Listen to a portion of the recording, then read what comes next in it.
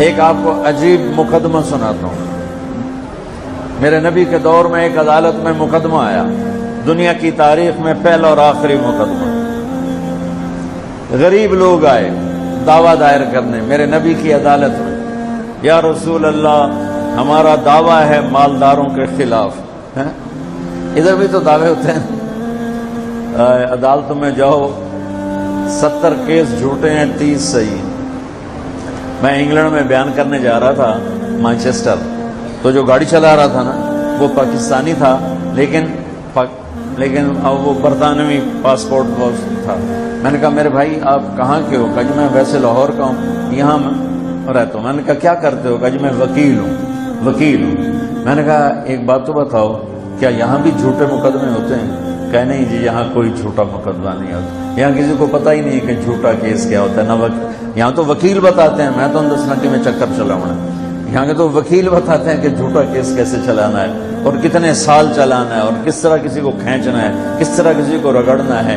ان کے لیے واقعہ ہے عبد الملک کا اور سلیمان کا اور ولید کا، کہ جو ظلم کرتا کرتا مر گیا۔ اللہ کی قسم اس کی نمازیں منہ پہ مار دی جائیں گی، اس کے روزے، اس کی حج، اس کی زکاتیں، اس کی خیراتیں، اس کے عمرے، اس کا سب کچھ اس کے منہ پہ مار دیا جائے گا اگر وہ ظالم بن کے دنیا سے جا رہا ہے۔ میرے نبی کا فرمان ہے جس کسی نے کسی کی زمین کا ایک گٹھ زمین کسی کی دبا لی تو اللہ 7 زمینوں کا توق بنا کے اس کے گلے میں ڈال دے۔ کیس آ گیا، یا رسول اللہ یہ ہمارے مالدار بھائی، ہمارا ان کے خلاف مقدمہ ہے۔ آپ نے پوچھا کیا مقدمہ ہے؟ کہا یہ نماز پڑھتے ہیں ہم نماز پڑھتے ہیں، یہ روزے رکھتے ہیں ہم روزے رکھتے ہیں، پر یہ غلام آزاد کرتے ہیں ہمارے پاس پیسہ ہی کوئی نہیں، یہ صدقہ کرتے ہیں ہمارے پاس پیسہ ہی کوئی نہیں، تو ہم کیا کریں؟ یہ تو آگے نکل گئے، ہم پیچھے رہ گئے۔ تو میرے نبی نے فرمایا تمہیں ایک کام بتاتا ہوں، تم ہر فرض نماز کے بعد 33 دفعہ سبحان اللہ، 33 دفعہ الحمدللہ اور 33 دفعہ اللہ اکبر، یا کسی روایت میں 34 دفعہ اللہ اکبر پڑھا کرو تو تم ان سے آگے نکل جاؤ گے۔ وہ سارے بڑے خوش ہو گئے۔ اچھا اب مجمع میں بات چلی ہے تو سب کو پتہ چل گیا۔ کچھ دنوں کے بعد وہ بات پہنچتے پہنچتے مالداروں کے پاس بھی پہنچ گئی، تو مالداروں نے بھی شروع کر دیا۔ جب مالداروں نے بھی شروع کر دیا تو پھر غریب لوگ آ گئے، اصحاب الصفہ یا رسول اللہ وہ تو بڑا مسئلہ خراب ہو گیا۔ کیا ہو گیا؟ کہ وہ مالداروں نے بھی شروع کر دیا، اب ہم کیا کریں؟ تو میرے نبی نے فرمایا اب میں کیا کر سکتا ہوں، یہ میرے اللہ کا فضل ہے، جس کو چاہتا ہے دیتا ہے۔ بھائیو اس طرح زندگی گزاریں، اس طرح شوق بنائیں کہ مرنے سے پہلے اللہ جب موت آئے تو میرا اللہ مجھ پہ راضی ہو۔ حضرت عمر رضی اللہ عنہ یہ فضا کیسے باقی رہی؟ حضرت عمر رضی اللہ عنہ کا زمانہ ہے اور حارث بن ہشام، سہیل بن عمر، ابو سفیان، یہ چند سردار جو تھے نا یہ حضرت عمر کے سامنے بیٹھے تھے، اکرمہ بن ابی جہل۔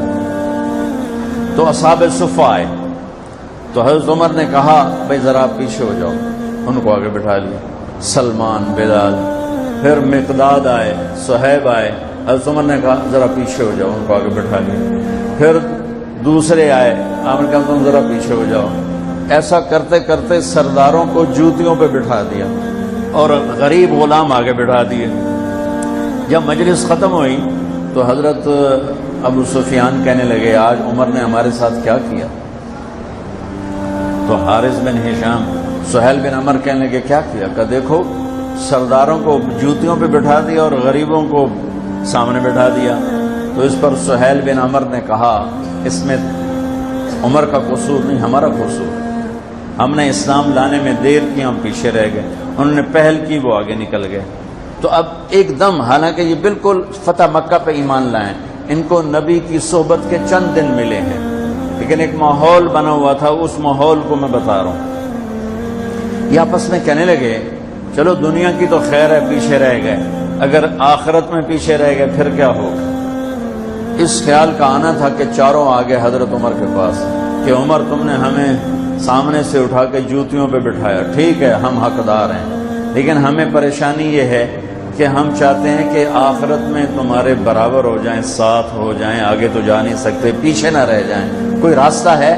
تو حضرت عمر نے فرمایا ان لوگوں نے اللہ کے نام پہ اپنی قربانیاں پیش کی، تم اللہ کے نام پہ اپنی جان پیش کرو، مال پیش کرو، تو تم بھی ان کے ساتھ ہو جاؤ۔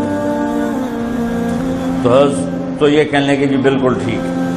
تو یہ سارے قریش کے سردار مکے آئے اور مکے سے بمع خاندانوں کے انہوں نے ہجرت کی. 400 بڑے سردار انہوں نے مکہ چھوڑا. جب یہ مکے سے نکلے تو سارا مکہ رو رو کے برا حال کر رہا تھا.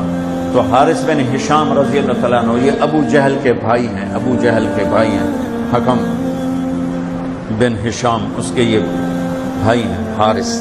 یہ کھڑے ہو کر انہوں نے چھوٹی سی تقریر کی.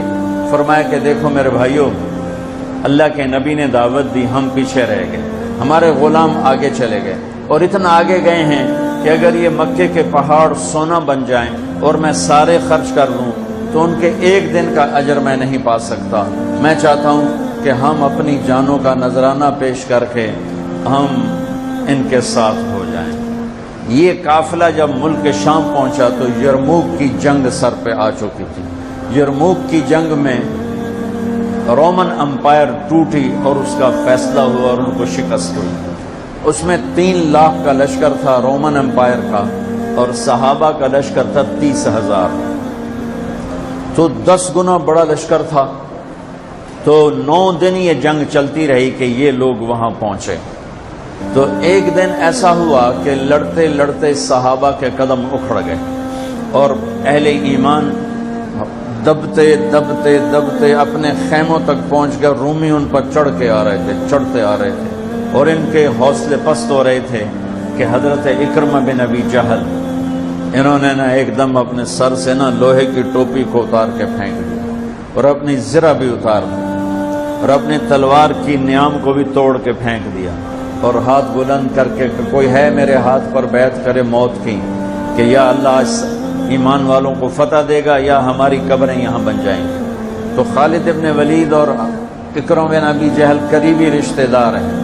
تو خالد ابن ولید نے حضرت اکرمہ کا ہاتھ پکڑ لیا، کہا کہ نہیں میں تمہیں ایسا نہیں کرنے دوں گا، ہمیں تیری ابھی ضرورت ہے. تو انہیں ایسے ہاتھ جھٹکے سے چھڑا کر کہا الیک عنی.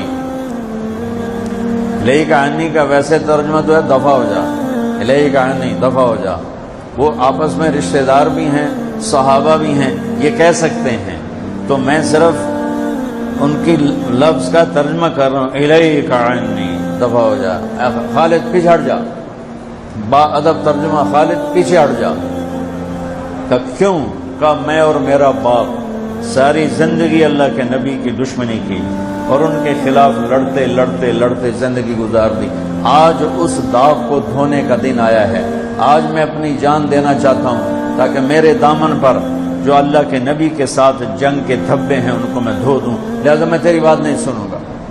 تو ان کے بیٹے عامر بن اکرمہ نے آگے بڑھ کے بیعت کی، زرار بن ابزر نے، عبد الرحمن بن ابو بکر نے، عبداللہ بن عمر نے، ابو سفیان نے، حارث بن ہشام نے، سہیل بن عمر نے، ان بڑے بڑے قریشی سرداروں نے، انہوں نے حضرت اکرمہ کے ہاتھ پر بیعت کی اور سب نے اپنی تلواروں کو توڑ دیا، نیاموں کو توڑ دیا، زریں اتار دی، لوہے کی ٹوپیاں اتار دیں، اور اللہ اکبر کہہ کر جو گھسے ہیں 400 آدمیوں نے 3 لاکھ کا منہ پھیر دیا اور ان کو ہٹاتے ہٹاتے ہٹاتے ان کے خیموں تک لے گئے.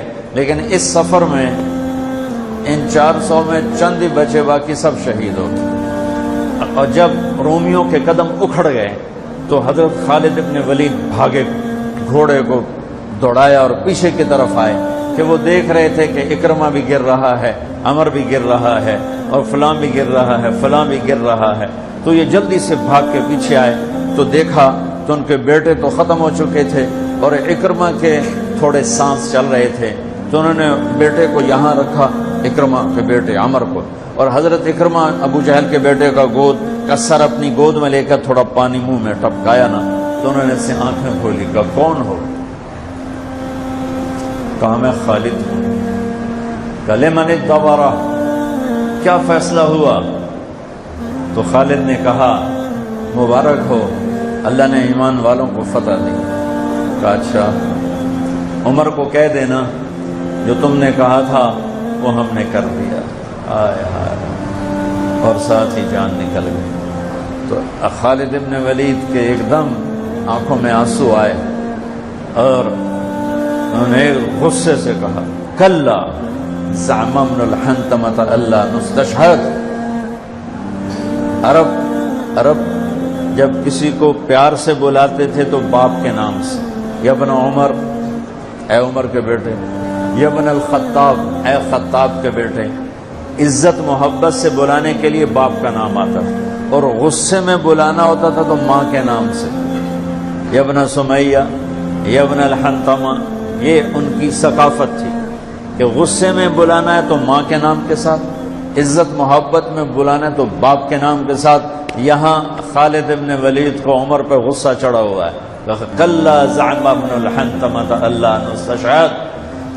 اب خطاب کا بیٹا عمر بن خطاب، یہ نہیں کہا خطاب کا بیٹا، حضرت عمر کی ماں کا نام لے کر کہا کہ اب حنطمہ کا بیٹا یہ نہیں کہہ سکتا کہ ہم نے اللہ کے نام پر اپنی جانوں کا نذرانہ پیش نہیں کیا۔ یہ ایک میرے نبی نے ماحول بنایا تھا، یہ ایک فضا بنائی تھی۔ میرے عزیزو، یہ میری چند باتیں، ان کا خیال کرو گے تو انشاءاللہ بہت فائدہ ہوگا۔